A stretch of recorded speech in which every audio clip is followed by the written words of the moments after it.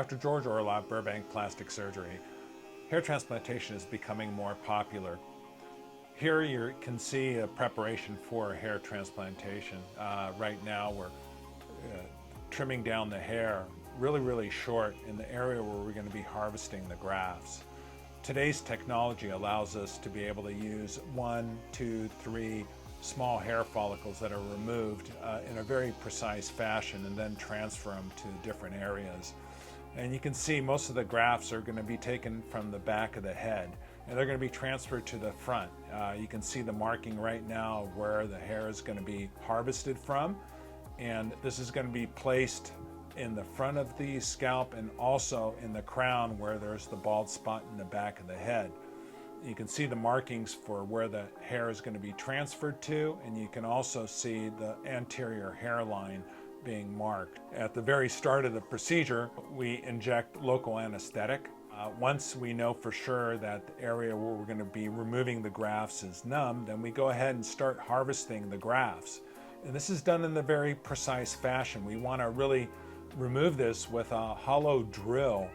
Hollow in the sense that we put the hair follicle in the center of the drill and then we drill around it, bringing out the hair follicle with the hair so that we can transfer it. We use a very precise machine called the neograph that is able to harvest this in a very rapid sequence so that we can take out as many grafts as possible.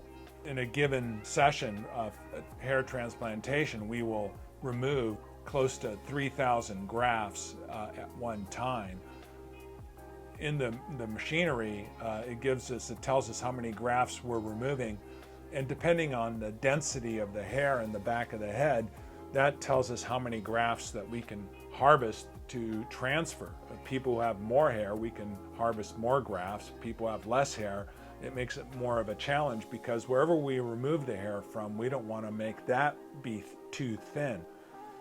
The machine tells us how many grafts we're taking, and during this period of time, the grafts are always kept moist, and you can see with the jar there's a lot of saline fluid. Saline fluid is just simply salt water that the grafts are kind of irrigated with and kept moist.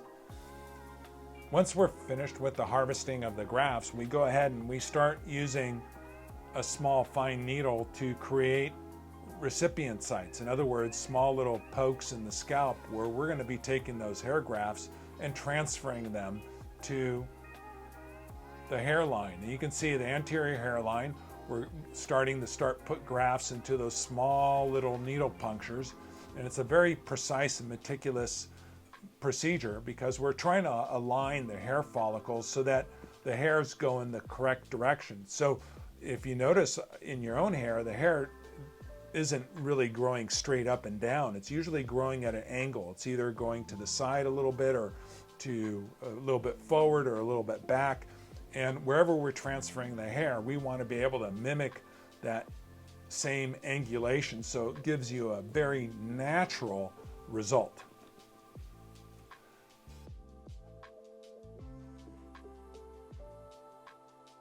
So the start of the procedure, we'll say, starts at around 7:30 in the morning. The harvesting, the removal of the grafts will take the majority of the morning. In the mid-afternoon, we will take the grafts and process them. In other words, we will separate them in terms of quality and appearance of the grafts. And then the afternoon is where we do the transplantation. So usually one hair transplant session will require the entire day.